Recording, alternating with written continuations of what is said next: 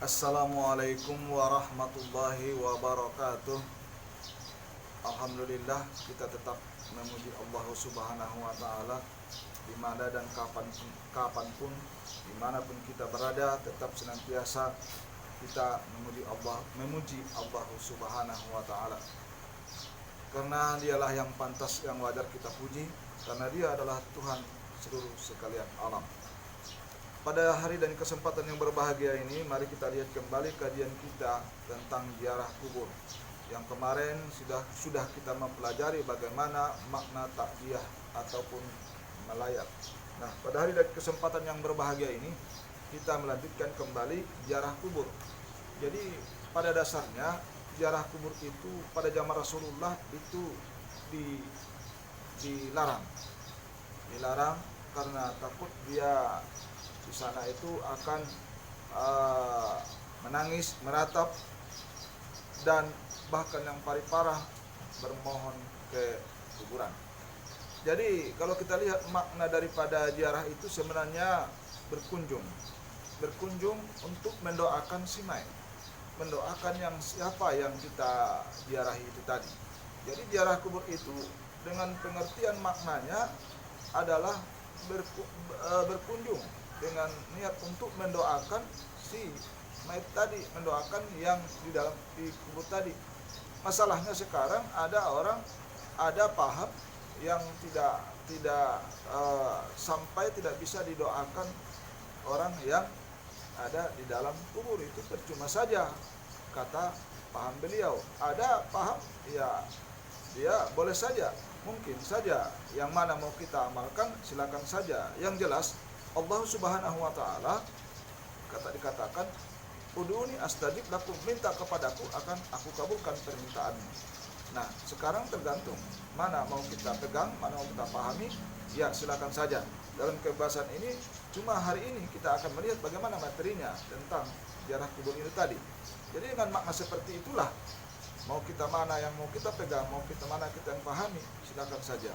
Jadi ziarah kubur itu dengan niat untuk mendoakannya, kan berarti kan niat itu kan bagus.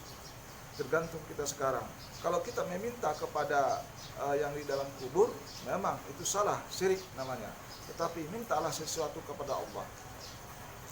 Iyyaka na'budu wa iyyaka nasta'in. Kita kepada Allah, ya, kita minta tolong, minta bantuan kepada Allah juga kita menyembah. Jadi pada dia kita menyembah, yang kita sembah itu Allah. Jangan kita minta kepada yang lainnya. Jadi ziarah kubur ini kalau kita perhatikan dengan paham-paham itu nggak perlu kita kembangkan. Silakan saja. Mungkin kalau berdasarkan mendoakan namanya, apa katanya, di rumah kan bisa kita doakan.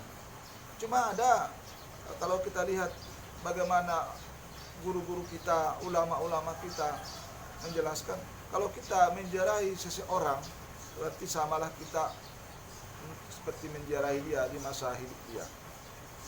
Jadi berkunjung ke kuburannya berarti seperti kita berkunjung ketika dia masih hidup. Kan akan kita terkenang bagaimana keadaan dia masa hidup di dunia.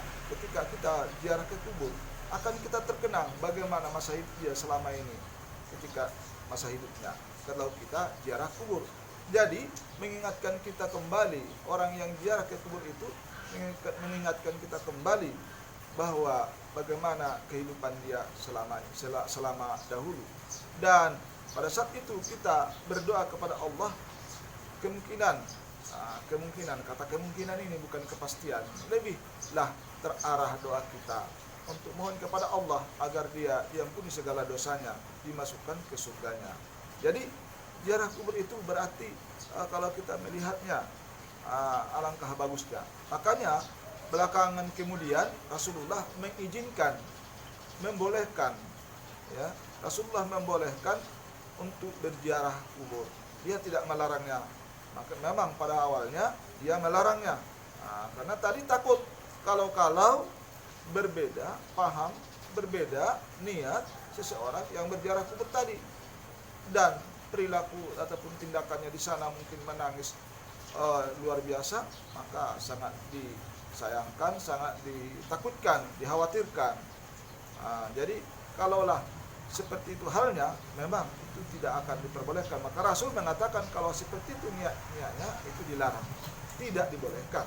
Tetapi kalau dia niatnya itu mendoakan yang mayit tadi, berkunjung kepadanya ke sana, kita mengingat bahwa akan juga seperti itu kita, akan juga ditinggalkan dunia ini seperti itu kita adanya, semakin dekatlah kita kepada Allah. Karena Rasul mengatakan, orang silakan, dia sangat senang seseorang yang ingat dengan kematian. Jadi dengan kita mengingat kematian, kita akan bersiap-siap, tawadu, merendahkan diri. Kita akan senantiasa melakukan kebaikan-kebaikan kehidupan di dunia.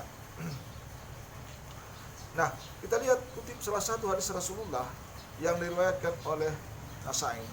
Di sini yang artinya, aku pernah melarang kalian berziarah kubur, maka sekarang berziarahlah kalian ke kubur, kata Rasulullah.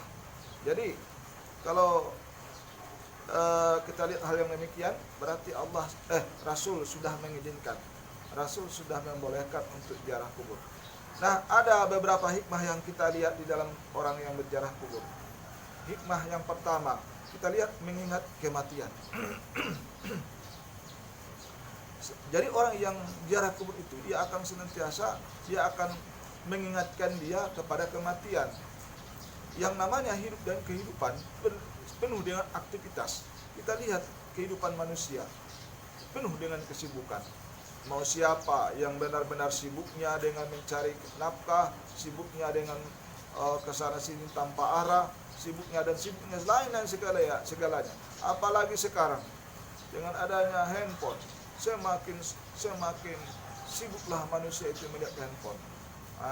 Jadi dengan adanya kita, ya bisa sih dilihat di handphone orang yang kuburan-kuburan, bisa.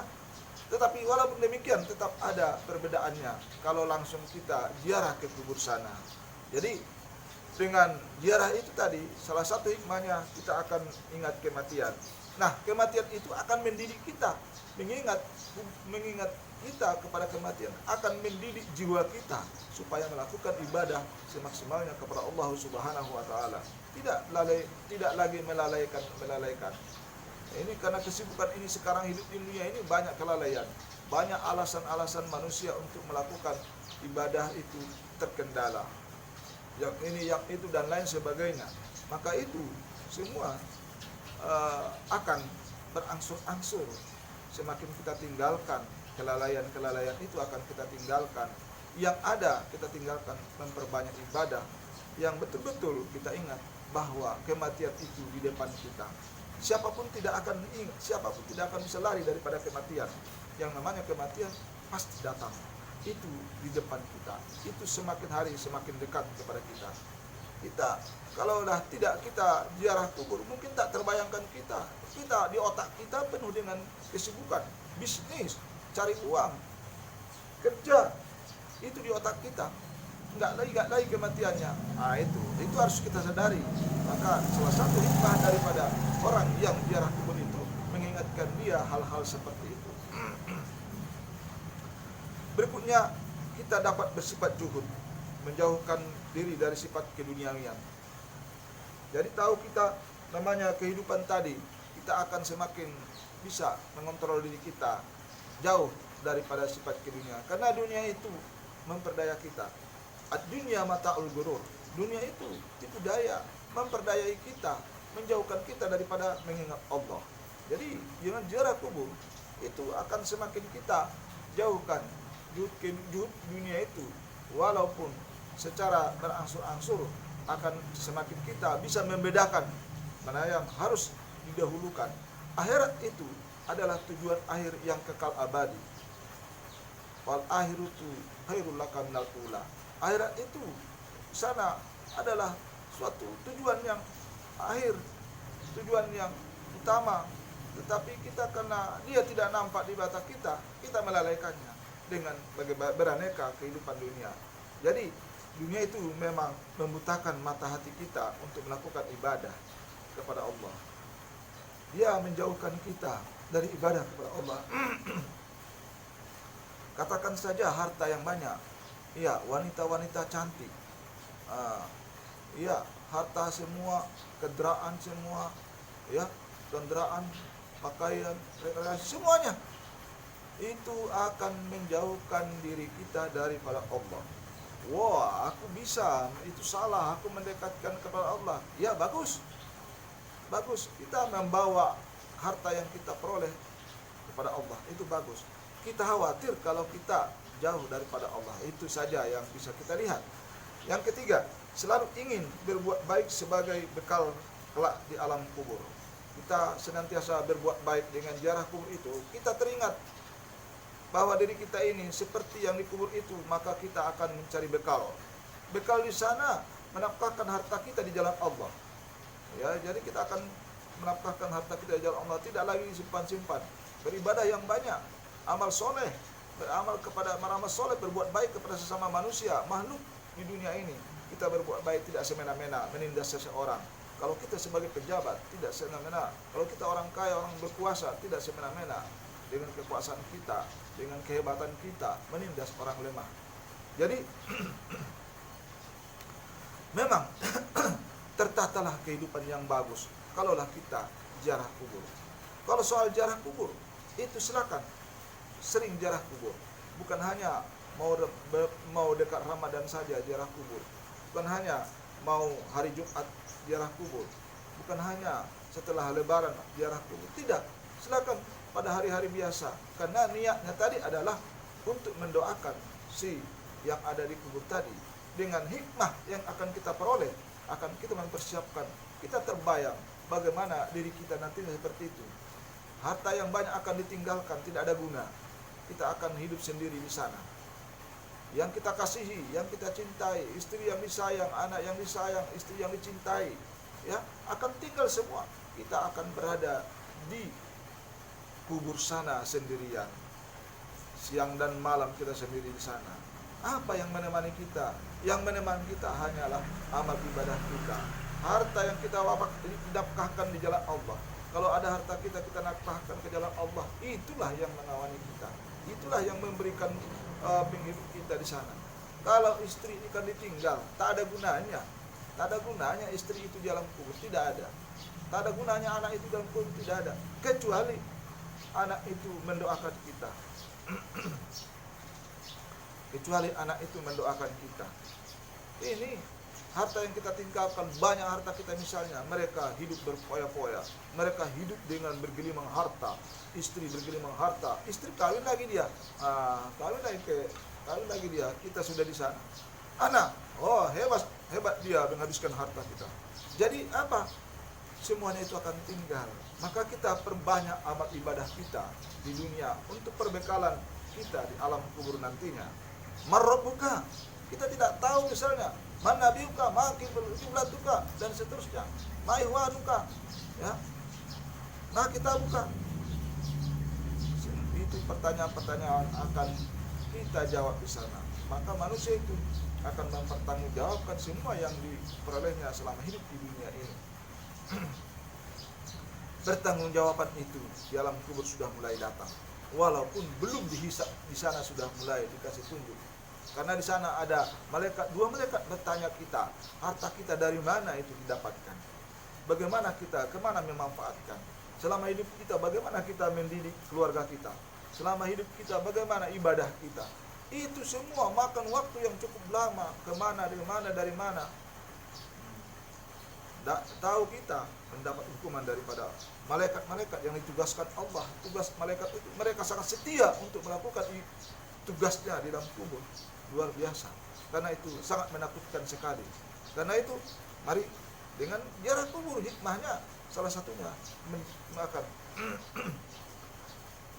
membuat kita lebih mempersiapkan bekal di alam kubur. Yang berikutnya kalau kita lihat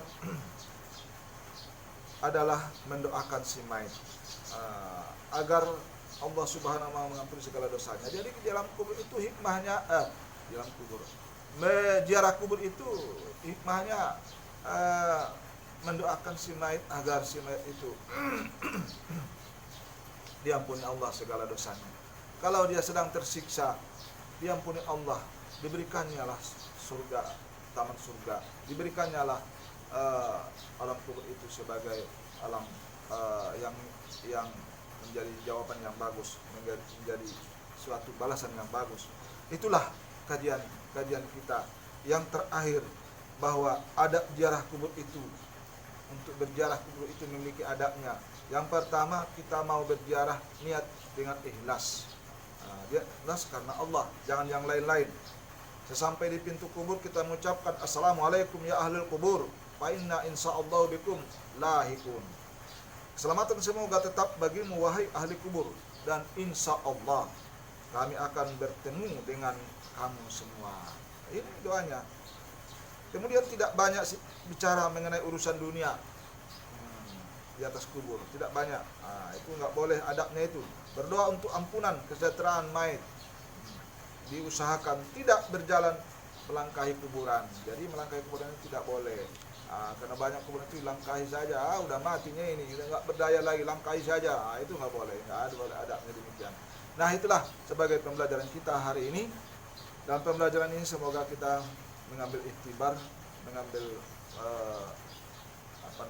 manfaat daripadanya untuk mendekatkan diri kita kepada Allah Subhanahu wa taala. Mohon maaf bila ada kesalahan dan kekurangan. Wabillahi taufiq wal hidayah. Assalamualaikum warahmatullahi wabarakatuh.